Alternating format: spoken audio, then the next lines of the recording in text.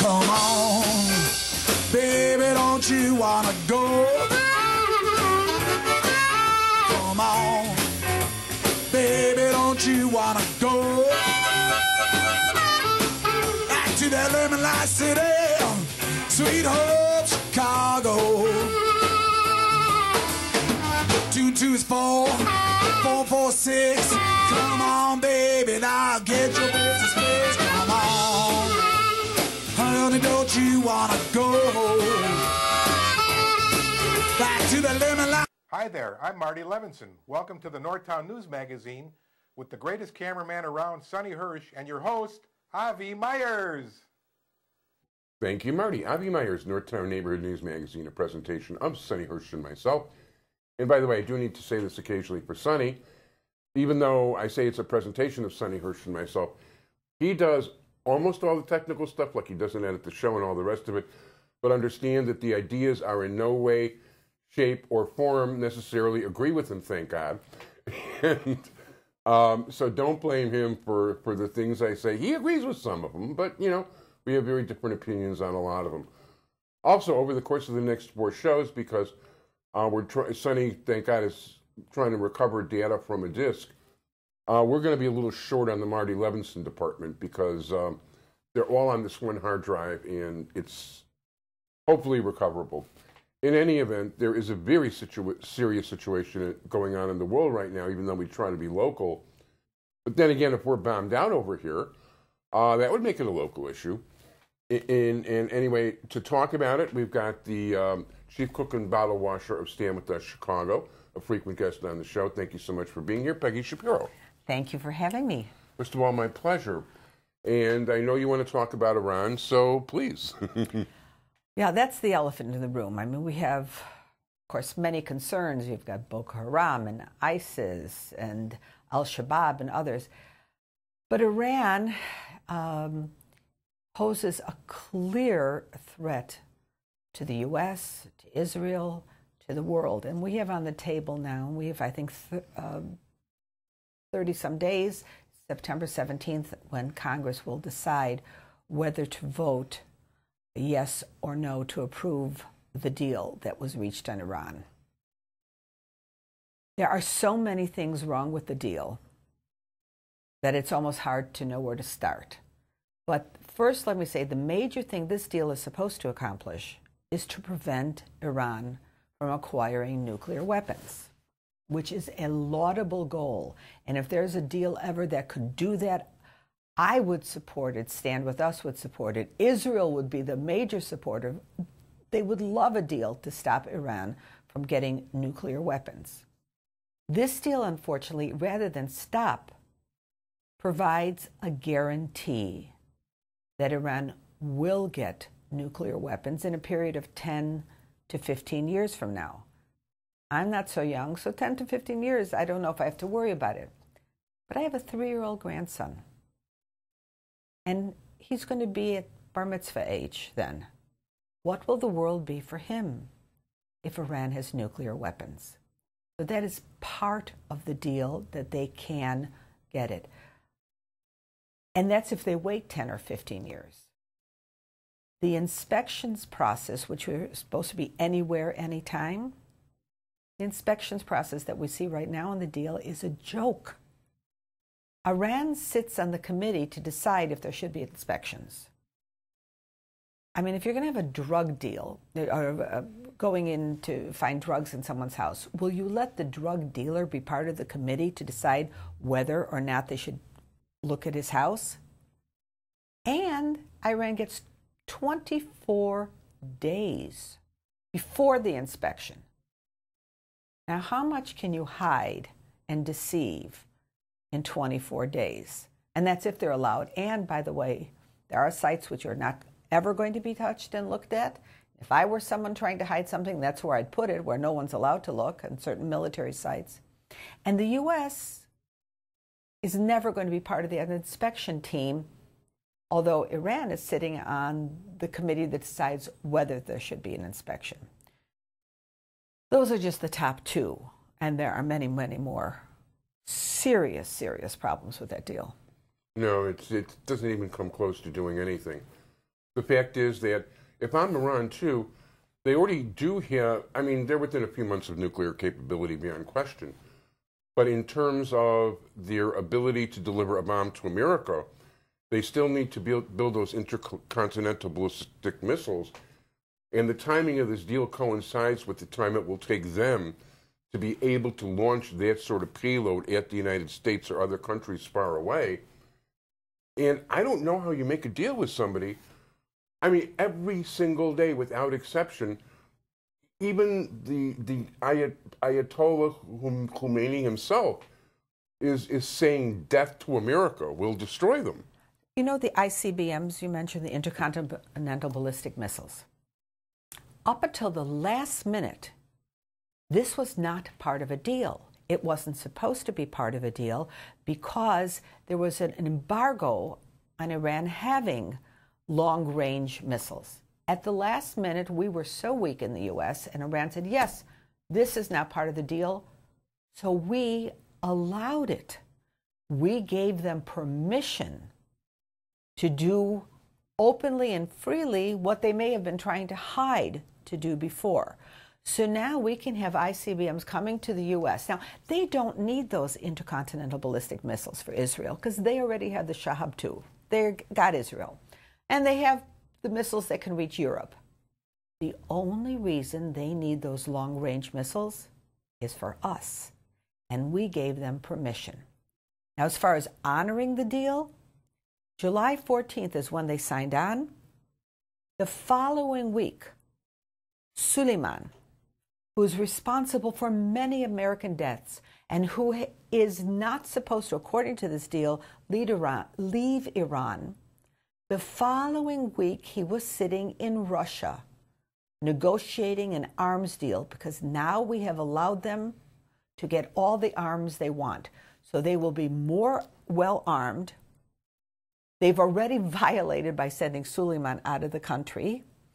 And should they decide to continue their sponsor of terrorism, we're giving them a sign-up bonus of close to $150 billion. Now, really, do you think they're going to use that money for nursery schools, hospitals, women's colleges?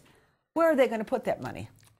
Yeah, they're going to put that money into the war on terror. They are the number one. And you know, Obama didn't even touch this stuff. He was saying that it has nothing to do, one thing has nothing to do with the other. They are the major supporters and exporters of terror in the world. And now we're giving them more money to do so. What happens? There are side effects to this too. Let's say Iran has this money. Now, their terror proxies, and they pay for a lot, such as Hezbollah, will feel, look at my big brother, Iran, has all this power and money and weapons. Hezbollah will feel emboldened by this, as will the other terror proxies. Because they have more money for terror, not only will they commit terror, they will embolden their proxies and increase the chance of there being an all-out horrible war, because Israel will, if Hezbollah starts raining down 10,000, 20,000 rockets, and they have 200,000 there, Israel will have to respond. Then what happens? Israel responds, and let's say Iran hits a nursery school, God forbid, 1 million times. Israel will have to have a larger reaction. This may be unintended consequences even. Yep. They may be unintended. Then Israel strikes harder, and Iran rolls out their nuclear weapon. Maybe just for a threat. But what does Israel do at that moment? When there's that challenge. Israel doesn't want to be the first to strike, but it can't afford to be the next, second. Right. So by having Iran so powerful and so well financed, you have not only the direct and the known consequences, but you have the unknown and unintended consequences of such a horror. Yeah, and that's not even to mention the fact that now Saudi Arabia and Egypt have to themselves look into going nuclear because they're very much afraid of Iran. So you've got consequences all over the place. You have the Saudis are already shopping. And where do they go shopping? They go shopping to Pakistan. So we'll have a wealthier Pakistan with a government that also has a very uncomfortable relationship with terror groups. The bad guys, according to us, if we're looking at what's good for the U.S., the bad guys will get more money, more power, and control over a great part of the world. And according to Iran, this is not my point of view, but according to Iran, their goal is to control first the Middle East, then expand. They are an expansionist, imperialist, fanatic group of fascists. And you may put a different uniform on them and different headscarf, but this is a fascist, imperialistic mindset, and that's what they're out. And we are playing for a very short-term game. We're playing a game of checkers. We're playing against the country that invented chess. Yeah. And America tends to underrate what they like to call third world countries or civilizations like that. But yeah, there is a lot of wisdom over there together with evil. Another thing to look at, too, like in this neighborhood, there's a very large Assyrian community. Oh, yeah. There's also quite a few Jews that were from Baghdad. 90% of the population, 90% of the Jewish population of Iran left when the current regime came into place. I was even called by my cousin to go to the airport to direct people to Baltimore, where they were setting up a rescue center for Iranian Jews. But, you know, 90% of Jews don't leave a country, just because, yeah, we're going to have a nicer paycheck in America. It doesn't quite work that simply. And you talk to the Assyrians about what's going on. And you know what? There's also a number of Coptic Christians in this neighborhood and other places, too. Our air conditioner guy happens to be not a Syrian, but S-Y-R Syrian. And he talks about what Assad and the things that happened directly to his family. And this is no joke what these... In Syria, Iran basically is supporting Assad and the terror within. Yeah, over 200,000 people have been murdered by Assad. The number probably is much greater than that. And how does he stay in power? He stays in power because of his big brother, Iran. So we are helping Assad kill more people. If we give them that $150 billion and we allow them to have it, we are going to be the largest sponsor of terrorism in the world. And $50 billion of that is up front. I mean, it's like before, the minute it's official, $50 billion is going in. $50 billion, even in today's inflationary times, will get you a long way. That's already real money. Right now, because of the deal, there are so many business people looking in Iran. You can't get a hotel room in Tehran because it's so busy with people trying to invest. And so some may have the view, listen, it's over. We went to the UN with this. We have no options. There are options. First of all, France. Of all people, France came out and said, if the U.S. Congress rejects the deal, we will stand strong for a better deal. That's great. So, the majority of the American people, by a margin of 2-1, reject the deal. They just did a recent survey on Jewish people in the U.S., and they rejected the same 2-1. But they looked at the survey for people 30 and under, and they reject the deal 4-1. Wow. 4-1 young Jews, because you know what? They understand, the young people say, this is my future. This is the world I will live in with a nuclear-armed Iran, and they're not comfortable with that idea. It is. Yeah, it's a very scary situation, and brought to you by Barack Obama and John Kerry. And maybe Kerry will get awarded a Nobel Peace Prize, but it doesn't mean as much as it used to, since Arafat got one and Obama got one a few months into his presidency before he did anything.